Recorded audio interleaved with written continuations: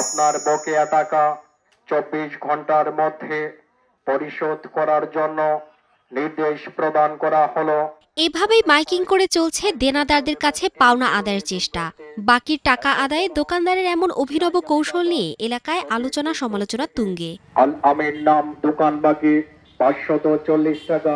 শেরপুরে ঝিনাইগাতী উপজেলার কাঁচামাল ব্যবসায়ী সজীব মিয়া 6 বছর ধরে তার পরিবারের জীবিকার অন্যতম সম্বল এই দোকান।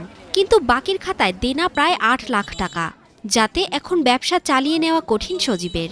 বারবার অনুরোধ সত্ত্বেও টাকা পরিশোধ না করায় শেষ পর্যন্ত গ্রামে গ্রামে মাইকিং করেছেন তিনি। হালখাতার দিন 1,20,000 টাকা উঠছে।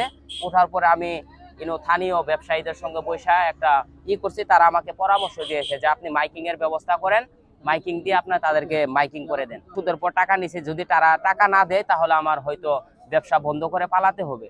এছাড়া আমি কোনো পথ দেখছি না। ভরসা পেতে নিজেকে হতে হয় পাতের মতো দৃঢ়, ঠিক যেমনটা জেরুসালেম।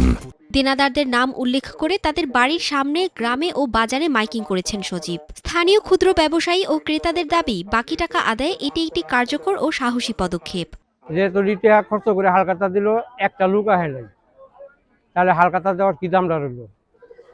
তার সম্মান আর কি দিব মানুষের? এই কারণে তো মাইকিং করতেছে। মানুষ সঠিকভাবে টাকা দিতেছে না, এবার হালখাতার মধ্যেও সঠিকভাবে টাকা উঠে নাই।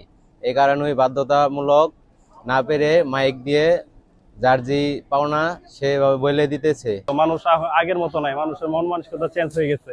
আগের মতো বাকি খেয়ে টাকা দিতে চায় না, হালখাতা করতে চায় না। তবে সে যে কাজটা করছে, আমি ব্যক্তিগতভাবে কে কেমন জানি না, কে কেমন দেখছে তারে জানি না, তবে আমি ব্যক্তিগতভাবে তাকে সাপোর্ট করতেছি। পাওনা টাকা না পেয়ে প্রতি বছর ঋণ নিয়ে ব্যবসা চালিয়ে নিচ্ছেন সজীব।